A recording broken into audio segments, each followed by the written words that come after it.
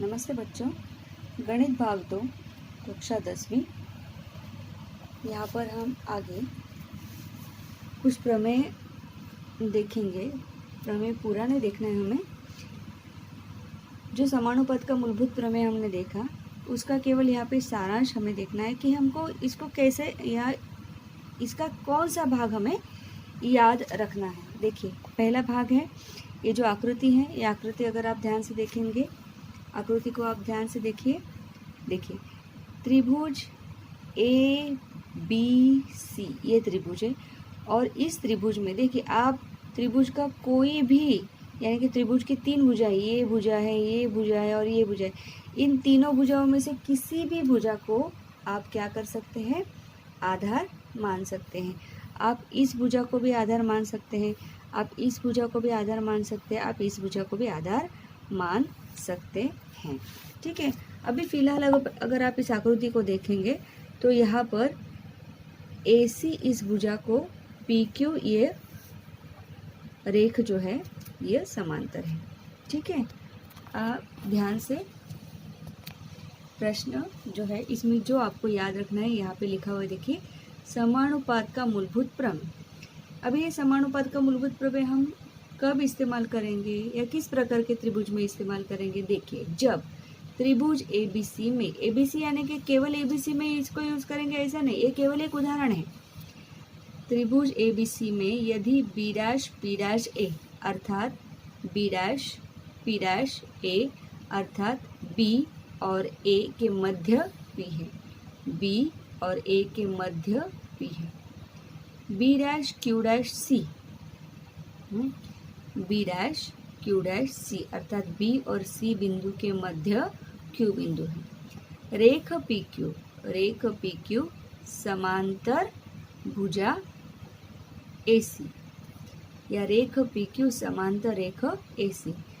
जब इस तरह की परिस्थिति हो तब BP/PA बराबर BQ/QC, BP/PA बराबर BQ/QC।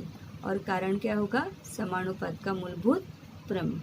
हाँ, मैं यहाँ पे दूसरा एक त्रिभुज आपको बना के दिखा, तो इस तरह से भी त्रिभुज हो सकता है। जैसे देखिए यहाँ पर त्रिभुज, मान लो ये एक त्रिभुज है, त्रिभुज ABC,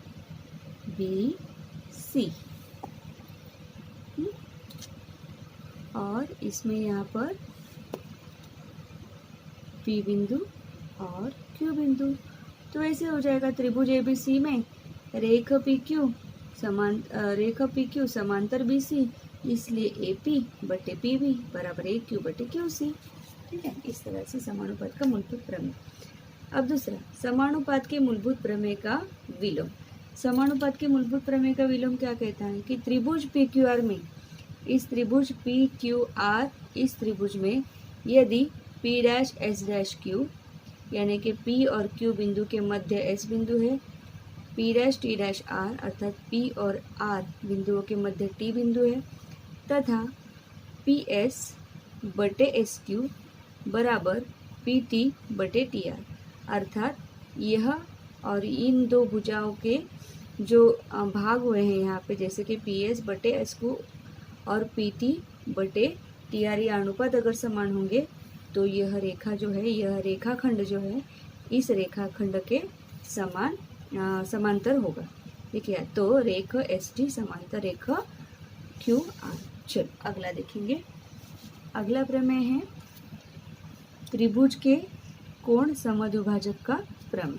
त्रिभुज के कोण समद्विभाजक का प्रमेय क्या कहता है, देखिए, यदि त्रिभुज ABC में रेख BD, त्रिभुज ABC में रेख BD, यह कोण ABC की समद्विभाजक हो, तो समद्विभाजक यानी कि क्या, कि किरण BD या रेख BD यह इस कोण ABC के दो समान, देखिए आप यहाँ पे समानता के दो चिन्ह देख सकते हैं, अर्थात यह कोण और यह कोण, ये सर्वांगसम कोण यहाँ पे बन गए।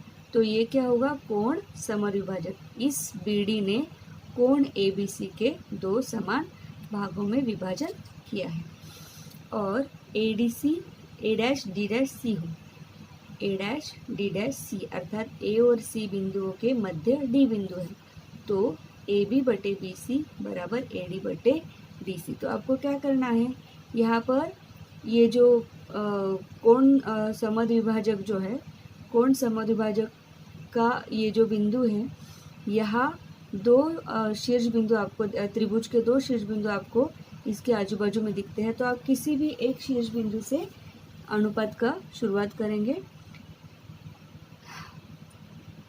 AB, देखिए AB/BC बराबर AD/DC। फिर से एक बार, AB/BC बराबर AD/DC। ये है कोण समद्विभाजक का प्रमेय। तीसरा, तीन समांतर रेखाओं तथा उनकी तिर्यक रेखा का गुणधर्म।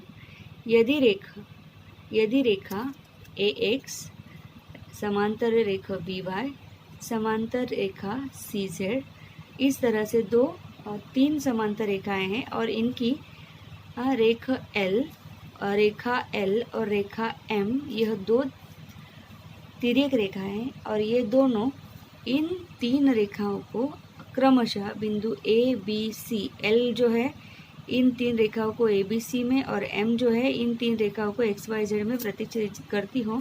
तो ये तीन समांतर रेखा और उनकी तिर्यक रेखाओं से बने अंतखंड इस तरह से होंगे, AB/BC बराबर XY/YZ।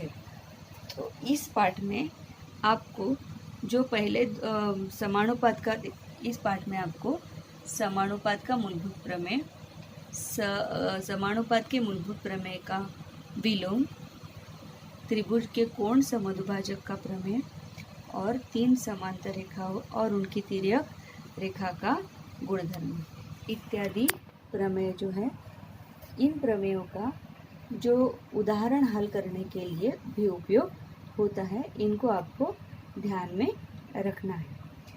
ठीक है, धन्यवाद।